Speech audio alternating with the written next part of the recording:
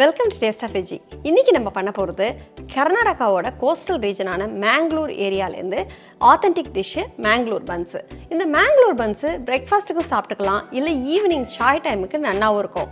இது வெளியில் க்ரன்ச்சியாக உள்ள ஃப்ளஃபியாக இருக்கும். 2 சாப்பிட்டாலே ஃபுல்லாகிடும். இது வெளியிலேயே வச்சுக்கலாம். அதனால நம்ம ட்ரிப்புக்கெல்லாம் போகும்போது லாங் 3 டேஸ்க்கு வச்சுக்கணுன்னா இதை பண்ணி எடுத்துன்னு போகலாம். இதை எப்படி பண்ணுறதுன்னு இன்றைக்கி பார்க்கலாம். இந்த மாதிரி நன்னா பழுத்த 2 பனானா யூஸ் பண்ண போகிறோம். இது நல்ல ஸ்வீட்னஸ் கொடுக்கும்.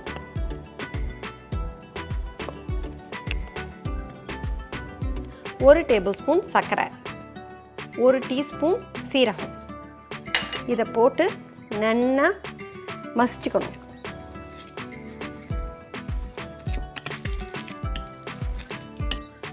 நம்ம வீட்டில் நன்னா பழுத்து போன வாழைப்பழத்தை தூக்கி போட்டு வேஸ்ட் பண்ணாமல் இந்த மாதிரி இந்த டிஷ்ஷில் பண்ணி சாப்பிட்லாம்.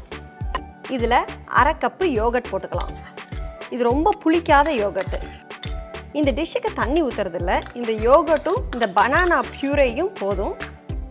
1/2 teaspoon salt, baking soda 1/2 teaspoon.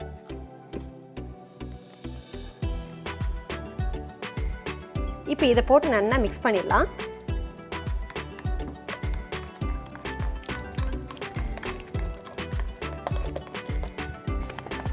இப்போ மைதா மாவை கொஞ்சம் கொஞ்சமாக போட்டு மிக்ஸ் பண்ணிக்கணும். நான் இங்கே அன்பிளீச்டு ஒயிட் ஆல் பர்பஸ் ஃப்ளார் வச்சுருக்கேன், அதை போட போகிறேன். முதல்ல 1 கப்பை போட்டு நல்லா பிசைஞ்சிக்கலாம், அப்புறம் கொஞ்சம் கொஞ்சமாக ஆட் பண்ணிக்கலாம்.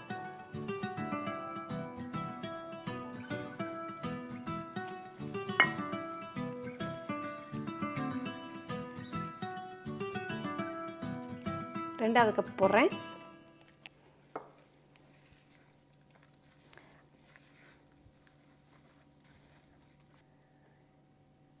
இன்னொரு 1/2 கப்பு மைதா மாவை ஆட் பண்ண போகிறேன்.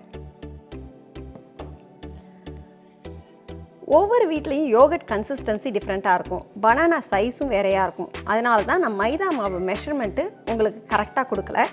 நீங்கள் ஃபைனலாக மைதா மாவு எப்படி பிசைஞ்சு வரணுங்கிறத காமிக்கிறேன். அதுக்கு தகுந்தாப்பில் நீங்கள் மைதா மாவை ஆட் பண்ணிக்கோங்க.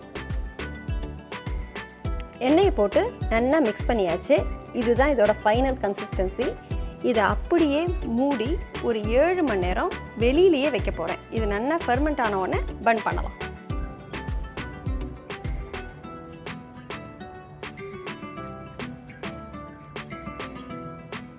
இந்த சைஸுக்கு பால் பண்ணியிருக்கேன். இதை நல்லா அப்படி உருட்டிக்கலாம். மாவில் துவைச்சுட்டு திக்காயிடணும். சப்பாத்தி மாதிரி தின்னாட வேண்டாம். இது பூரியை விட கொஞ்சம் திக்காயிடணும்.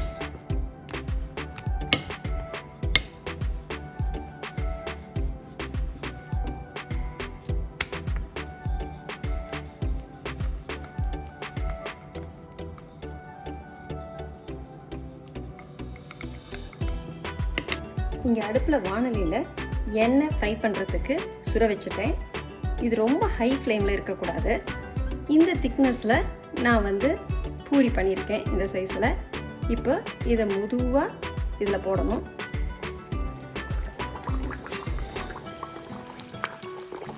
இது ஒப்பறதுக்கு முன்னாடி இப்படி அமுத்தி விட்டோம்னா நல்லா பெருசு சைடெல்லாம் வெந்துண்டு ஒட்டி வரும்.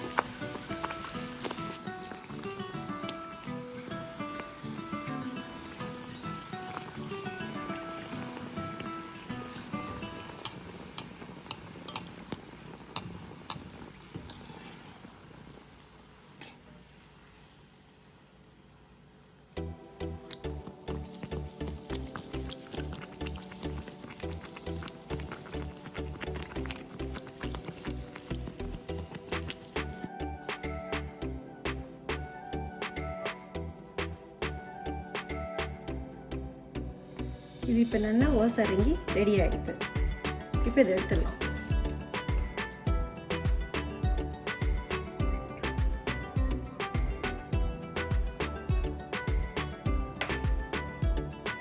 இந்த பன்னு வெறும்னு சாப்பிட்டாலே நல்லாயிருக்கும். இந்த டிப்போடு சாப்பிட்டா இன்னுமே நல்லாயிருக்கும். உங்களுக்கு டைம் இருந்ததுன்னா இந்த டிப்பை பண்ணுங்கள். இங்கே 1/2 கப்புக்கு துருவின தேங்காய், 1 கப்பு ரூம் டெம்பரேச்சரில் மில்க் வச்சுருக்கேன், சூடான மில்க் இல்லை. 1/2 கப்பு வெல்லம், கொஞ்சோண்டு ஏலக்காய் பொடி, 1 டேபிள் ஸ்பூன் கருப்பு எள்ளு, கொஞ்சமாக 1/4 டேபிள் ஸ்பூனுக்கு அரிசி. இப்போ மிக்சியில் நம்ம துருவி வச்ச தேங்காய் போட்டுடலாம். அரிசி, பால் இது 3த்தையும் போட்டு நல்லா அரைச்சின்னு வந்துடலாம். தேங்காய் இந்த மாதிரி நல்லா அரைச்சிட்டேன். இப்போ இதை வடிகட்டி பால் எடுத்துக்கலாம்.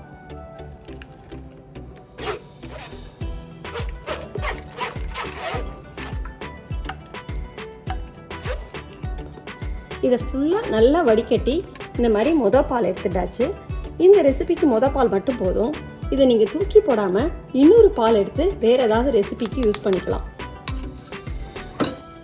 இப்போது இந்த டிப்பு எப்படி பண்ணுறதுன்னு பார்க்கலாம். முதல்ல வெல்லத்தை கரைச்சி வடிகட்டிக்கலாம். அதுக்கு 1/2 கப்பு தண்ணி இதில் ஊற்றிக்கிறேன். நம்ம எடுத்து வச்ச வெல்லத்தை போட்டு நல்லா கரைய விட்டுறலாம். அந்த அடுப்பில் வெல்லம் கரைஞ்சிட்டு இருக்கு. அதுக்குள்ளே இங்கே வெறும் வாணலியில் எள்ளை போட்டு லேசாக வெடிக்க விடலாம்.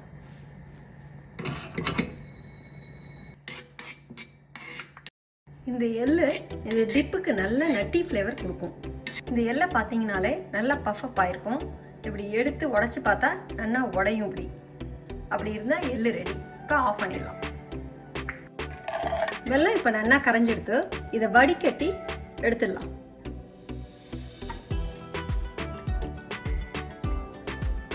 இப்போ நம்ம எடுத்து வச்ச தேங்காய் பாலை இந்த அடுப்பில் ஊற்றி லேசாக சுட வைக்கலாம்.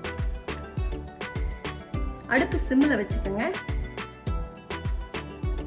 இது நம்ம கொஞ்சோண்டு அரிசி போட்டு அரைச்சதுனால நல்லா திக்கன் ஆயிக்கும். இது இந்த மாதிரி திக்காயிடுது. இப்போது ஏலக்காயை ஆட் பண்ணிடலாம். இந்த ஏலக்காய் பொடி ஆட் பண்ணிவிட்டு அடுப்பு ஆஃப் பண்ணிடலாம்.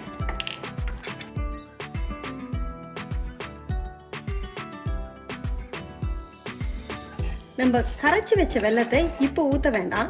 இது மாதிரி கொதிக்க இருக்கும்போது வெல்லத்தை ஊற்றினோன்னா திரிஞ்சு போயிடும். அதனால் கொஞ்சம் ஆற விட்டுட்டு அதுக்கப்புறமா ஆட் பண்ணிக்கலாம். இது இந்த மாதிரி திக்காகி கொஞ்சம் ஆறிடுது. இப்போ நம்ம கரைச்சி வச்ச வெல்லத்தை ஊற்றி மிக்ஸ் பண்ணிடலாம்.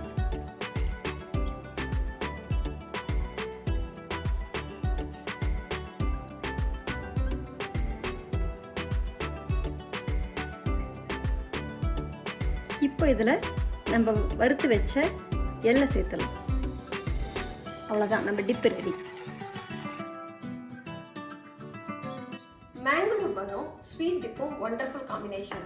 இதே நான் கார சட்னியோடையும் ட்ரை பண்ணியிருக்கேன். அதுவும் ரொம்ப நல்லாயிருக்கும். இதை வெறுமனையே நம்ம எடுத்து சாப்பிட்லாம்.